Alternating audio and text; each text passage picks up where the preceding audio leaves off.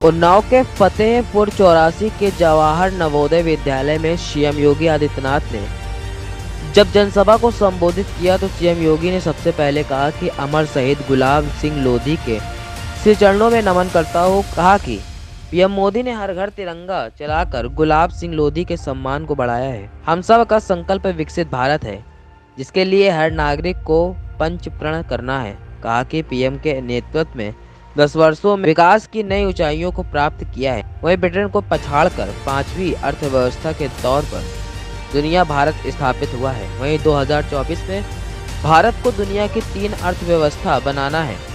10 वर्षों में भारत बदला है, नया भारत बनना है। सीएम योगी ने कहा कि यूपी अब रोजगार, सुरक्षा, शिक्षा से पहचान हो रही है। उन्नाव क्रांति से लेकर साहित्य की उर्वरा धारा है। कभी गुलाब सिंह लोधी पुलिस की गोली से शहीद हुए। आज पुलिस प्रशिक्षण केंद्र गुलाब सिंह लोधी के नाम से है, जहां पुलिस कर्मी प्रशिक्षण ले रहे हैं। विकसित भारत के लिए उत्तर प्रदेश को विकसित होना होगा। सीएम योगी ने कहा कि 7 वर्षों में 6 करोड़ लोग गरीबी से ऊपर उठे हैं। उत्तर प्रदेश से गुंडा माफिया गायब हो गए हैं। वही जनता से अपील की कि सपा, बसपा, कांग्रेस ना तो रोजगार ना तो सुरक्षा दे सकते हैं, तो वोट को बर्बाद क्यों करना। डबल इंजन की सरकार ने रोजगार, सुरक्षा के साथ विरासत को भी संजो रखा है। वहीं सीएम योगी ने 2024 में पीएम मोदी को एक बार फिर प्रधानमंत्री बनाने की अपील की। वहीं 21 मिनट के संबोधन में सीएम योगी ने उत्तर प्रदेश की तस्वीर पेश की, साथ ही विपक्ष पर जमकर निशाना साधते हुए सुरक्षा व्यवस्था को गिनाया। कौन नहीं जानता है कि यह धरती पंडित प्रताप नारायण मिश्र जी की धरती है, महाकवि सूर्यकांत त्रिपाठी निराला जी की धरती है, गया प्रसाद शुक्ल स्नेहिक जी की धरती है, आचार्य नंद दुलारे वाजपेयी जी की धरती है, डॉक्टर शिव मंगल सिंह सुमन जी की धरती है, श्री भगवती शरण वर्मा जी की धरती है, डॉक्टर रामविलास शर्मा जी की भूमि धरती है, और आज के साहित्यकार के रूप में विधानसभा के हमारे पूर्व अध्यक्ष श्री हृदय नारायण दीक्षित जी की भी पावन धरती है। यानी क्रांति से लेकर के साहित्य की उपासना, राष्ट्र की उपासना से लेकर साहित्य की उपासना यहां की उर्वरता को बताता है, प्रदर्शित करता है। और आज इस धरती पर हम लोगों ने अमर शहीद गुलाब सिंह लोधी जी की भव्य प्रतिमा का लोकार्पण का कार्यक्रम भी संपन्न किया।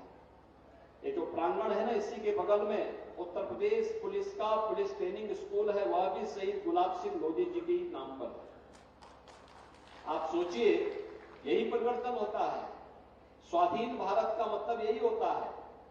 कभी पुलिस की गोली से गुलाब सिंह लोधी शहीद हुए थे, और आज उत्तर प्रदेश पुलिस का ट्रेनिंग का जो बेहतरीन केंद्र है, वह नाम शहीद गुलाब सिंह लोधी के नाम पर वह ट्रेनिंग सेंटर चल रहा है।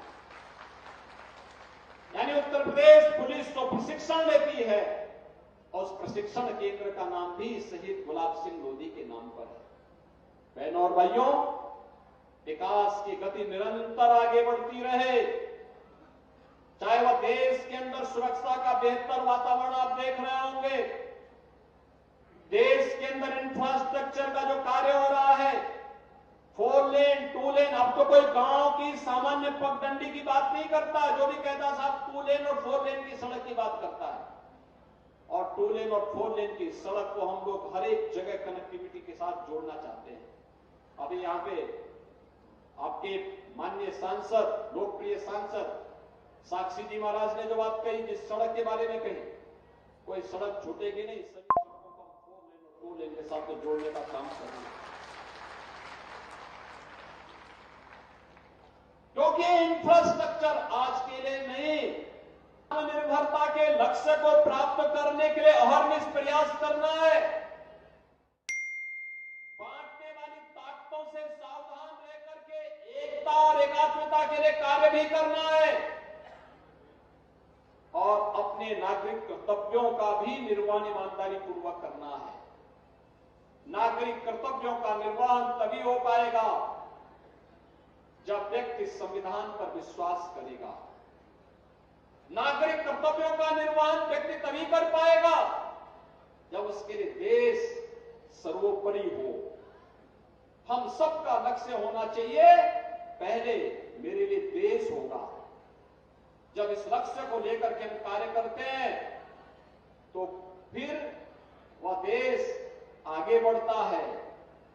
आज भारत पिछले 10 वर्ष में प्रधानमंत्री मोदी जी के नेतृत्व में विकास की जिस नित नई बुलंदियों को छूता हुआ दिखाई दिया, इससे बड़ा सौभाग्य क्या हो सकता है। हमारा भारत पहले दुनिया में सम्मान नहीं था, लोग हंसते थे, तमाम प्रकार की टिप्पणी करते थे।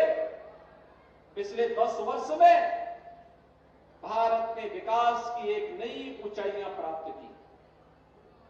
पिछले 10 वर्ष में भारत आज दुनिया में नेतृत्वकर्ता के रूप में दिखाई दे रहा है। और इससे बड़ा सौभाग्य क्या हो सकता है। जिस ब्रिटेन ने लगभग 200 वर्षों तक भारत पे शासन किया, आजादी के अमृत महोत्सव में हमने उस ब्रिटेन को पछाड़ करके दुनिया की 5वीं बड़ी अर्थव्यवस्था के रूप में भारत को स्थापित करने का कार्य किया। किसी भी देश के लिए गौरवशाली हो सकता है। और ये आगामी कार्य योजना को भी हमारे लिए आह्वान करने के लिए अमृत महोत्सव हम सबको एक नया आह्वान कर रहा है। अमृत काल का एक द्वितीय वर्ष प्रारंभ होने वाला है।